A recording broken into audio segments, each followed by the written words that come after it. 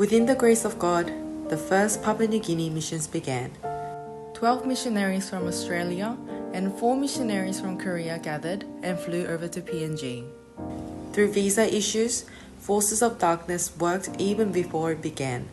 But regardless of that, the missionaries headed to the land of absolute impossibility. On the first day of the missions, the team headed to the Waigani village. The team invited the people of Waigani so that they can hear the gospel. Oh, you come here too. The team divided into 2 groups to relay the gospel.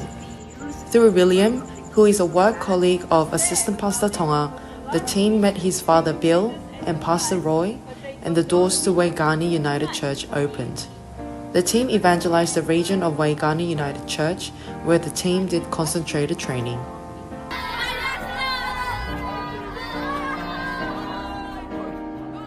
The first schedule of the second day was the evangelism camp at the Hagara Primary School.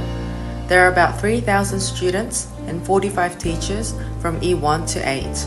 The word Hagara means fast or rapid. Praying that the life of Christ be rapidly enter into PNG, the team were divided into grades and carried out the missions of planting the life of Jesus Christ. All students and staff heard the accurate gospel and the acceptance movement took place. Everyone became one in Christ.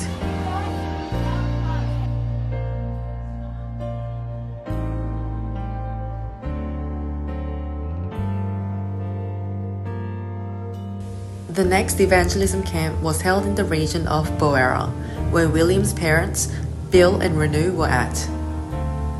The team divided into smaller groups and proclaimed the true gospel, broke the forces of darkness, and shined the living light of Jesus Christ.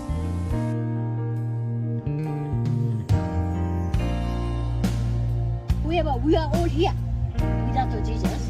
And if you accept Jesus, oh Jesus, I want to believe in you.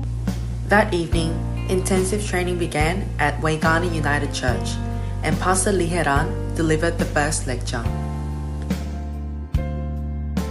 As the accurate gospel was proclaimed, a mentally ill person who was also addicted to drugs suffered terribly behind the church.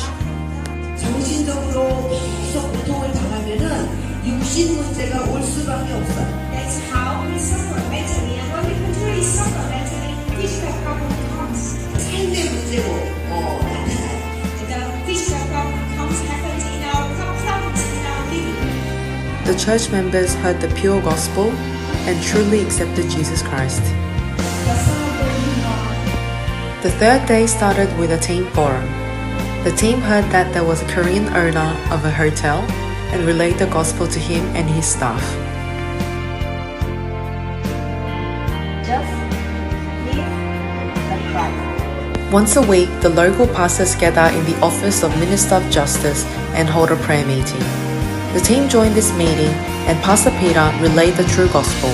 They asked the team to come back anytime they're in PNG. We are put by the ruler of the kingdom of the air.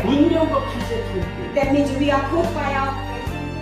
In the afternoon, the evangelism camp was carried out in the University of PNG.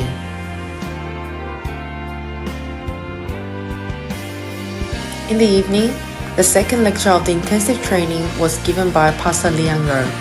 The pastor of the Waigani Church heard the message and confessed that he wants to continuously listen to this word through Zoom. Because they held on to the covenant, that's why God was with them and blessed them. On the last day, Bill invited the team to Papa Village and they carried out the evangelism camp. The house of an individual called Maria was set as the base and the team proclaimed the gospel to the villagers. Maria and his wife listened intently to the word and accepted Jesus Christ. They were deeply moved and asked the team to come back at any time and use their house. In the evening, the third lecture of intensive training was proclaimed by Pastor Peter.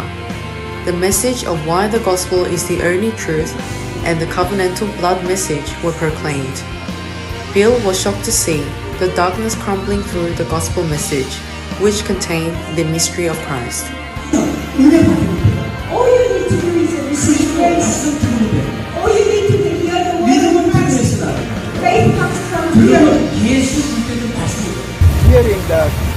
message now, what you've been sharing and the team has been sharing over the last 3 days.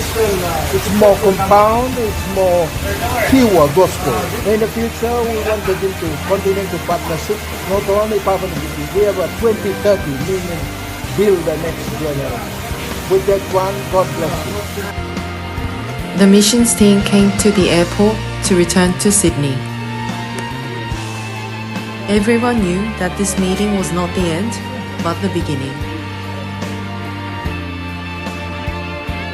Because there's no gospel, Beirolats, violence and spiritual problems conquered PNG, a land of absolute impossibility. They already had the church and the system, but they needed the correct mystery of Christ, and this mission trip was within God's absolute time schedule. We believe that PNG can be a land of absolute possibility if the pure gospel and the covenant of Christ enter. Please pray for the absolute disciple that has the absolute commission to save PNG.